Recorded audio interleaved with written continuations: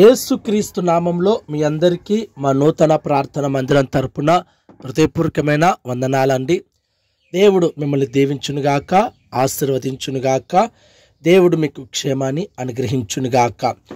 అయితే ఈరోజు ఒక వాక్య భాగాన్ని చదువుకుందాం.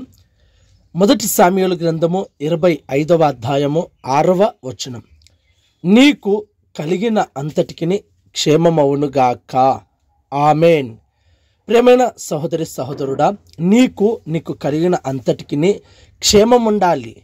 వాస్తవంగా గమనించగలిగితే, ఈ మధ్య కాలంలో ఇంకా గమనించగలిగితే, మనకు కలిగిన ఆస్తిపాస్తులు కానీ లేదా మనకు వచ్చినటువంటి పనులను కానీ చాలామంది చూస్తూ మన చుట్టూ ఉండేవారే కొంతమంది అసూయపడి మనల్ని మనకు కలిగిన వాటికి ఆపద కలిగించాలని లేదా అపాయము తలబెట్టాలని లేదా కీడు తలబెట్టాలని అనేక మార్గాలలో వారు ప్రయాణం చేస్తూ మనము నశించాలని కోరుకుంటుంటారు, ఆశపడుతుంటారు.